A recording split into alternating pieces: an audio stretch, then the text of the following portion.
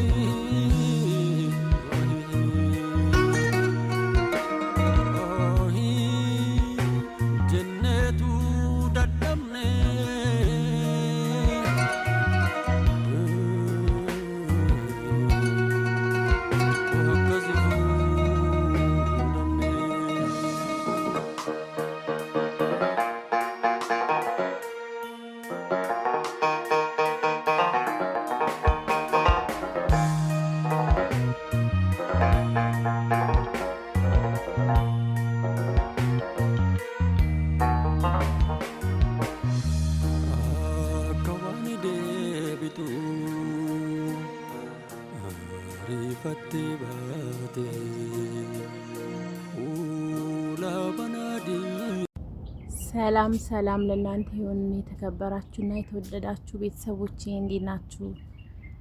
ደህና ናችሁ ወይ?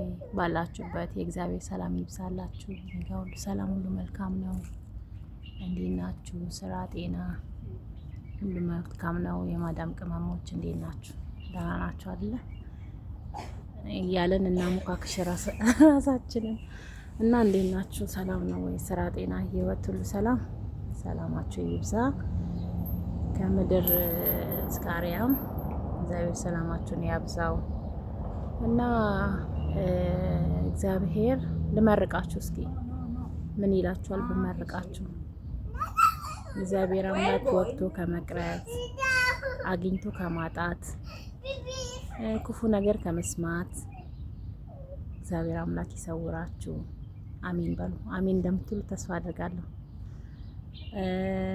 ሌላ ምርቃት ደግሞ እግዚአብሔር ከስደት በቃችሁ ብሎን እኛም በሀገራችን መልካም ነገር ሰርተን ስማችን በመልካም ነገር ተጠርቶ የሰራነው ለፍሬ አብቅቶ በክቶ እኛም በሀገራችን ተከብረን እንድንኖር እግዚአብሔር አምላክ ይርዳችሁ።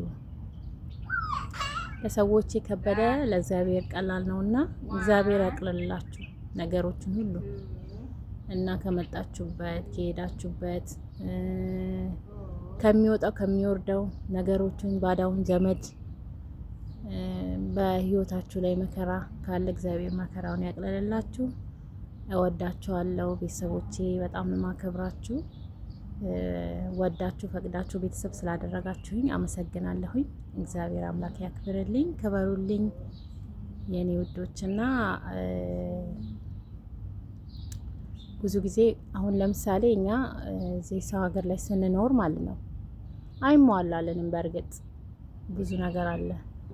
ከቤተሰብ የቤተሰብ ችግር እንሰማለን። እዚህ የሰዎቻችን አስቸጋሪ ባህሪ ሊኖርባቸው ይችላል። ጥሩ ባህሪ ጥሩ እነሱም ጥሩ ሆነው ደግሞ የኛ ባህሪ ደግሞ ከነሱ ጋር ላይግባባ ይችላል። እነዛን ነገሮች በትዕግስት አልፈን እግዚአብሔር አምላክ ለሀገራችን አብቅቶን እስከምንገባ በትዕግስት ነገሮቹ ማሳለፍ አለብን። በተለይ አሁን የሚሰማው ነገር ራሷን አጠፋች፣ ራሱን አጠፋ የሚባል ነገር የኛ ሀገር ሰው ብቻ ሳይሆን አሁን እኔ የምሰራባቸው ሰዎች የእህትማማቾች ልጆች አሉና የሀገሯ የሌላ ሀገር ዜጋ ነችና ራሱን ልጆች 4 ልጆች አሏቸውና ወልደው እሷም እዚህ ናት፣ ባልየውም እዚህ ነው፣ ጓደኛዬ እዚህ ነው ማነው የምትሰራው ልጅቷ ማለት ነው እዚህ ነው የምትሰራው እኛ ቤተሰብ ጋር። ባልየው ደግሞ ሌላ ቦታ ሹፍርና ነው የሚሰራው፣ የሀገራቸው ህንዲያ ነው እና መጥቶ አሁን ቢያንስ 15 ቀን ነው ምናምን ሆኖታል። ራሱን አጥፍቶ ሞቶ ተገኘ፣ በራሱን አንቆ ማለት ነው። እኛ ሀገር ብቻ አይደለም ግን ያው አንዳንዴ እዚህ ሀገር መተን ራሳችንን በጣም ነው የምናስጨናንቀውና እግዚአብሔር አምላክ ከጭንቀትም ከሰዎቹም እንጃ ምን ብዬ ልበላችሁ በጣም ከባድ ነው።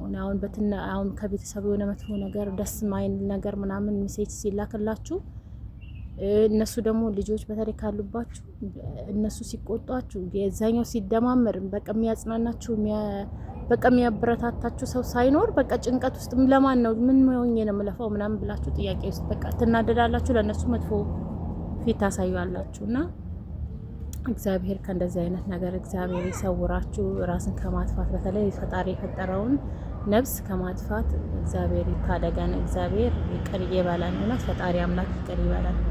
ሳናውቅም ሆነ እያወቅን በስህተት የምናደርጋቸው ነገሮች እግዚአብሔር ይቅር ይበለን። በተለይ ከኃጢአት ነገር እግዚአብሔር ይጠብቀን። እውነት እኛ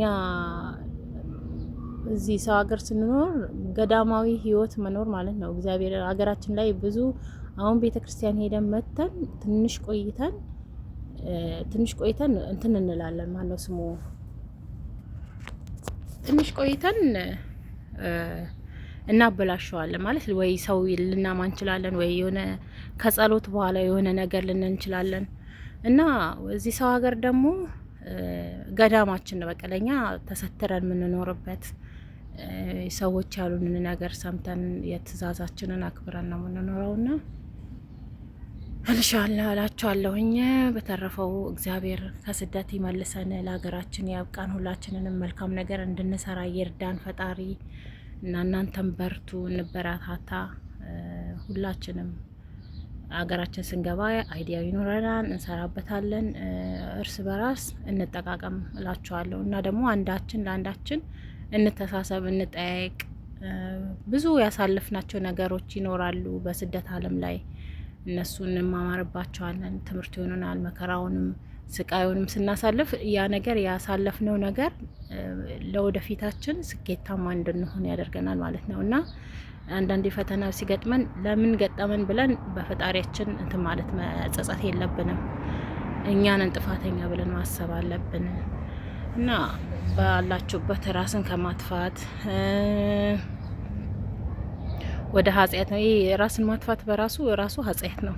እግዚአብሔር የፈጠረውን ነፍስ እንዴት እኛ እናወጣዋለን? እና ያው ጭንቀት ምን እንደሚያደርግ አትፍረድ ይፈረድብሃል ነው የሚባለው እና በየበረሃው ሄደው የሚሞቱትን እግዚአብሔር አምላክ እንደው በሀገራቸው እንጀራ ይስጣቸው ወይንም ደግሞ መንገዱን ያመቻችላቸው። በእውነት እንዲህም እንደኛም ደግሞ ተመቻችቶለት ያልመጣ እንደዚህ በበረሃ ላይ የሚቀር አለ።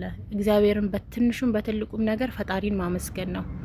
ዞሮ ዞሮ ፈጣሪን ማመስገን አለብን። እግዚአብሔር በቃ ምን ልበላችሁ ጨለማን ብርሃኑን ያለ ክፍያ ነው እግዚአብሔር እያቀናጀልን ያለውና ብቻ ሰላሙን አብዝቶልን ፈጣሪ አምላክ ለሀገራችን ያብቃን። ውዶችዬ ምርቃኔን ተቀብላችሁኛል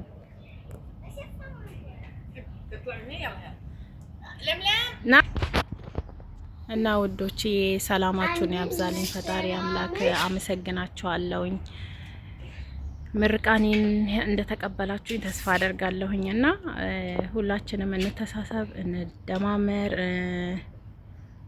ምንድነው በቃ አንዳችን ለአንዳችን ሁላችንም አንድ ነን እና ወደፊት መቀጠል ወደፊት ለሞቱት ነፍሳቸውን ይማር፣ ላሉትም ደግሞ እግዚአብሔር አምላክ ለቤተሰቦቻቸው መጽናናትን ይሁን።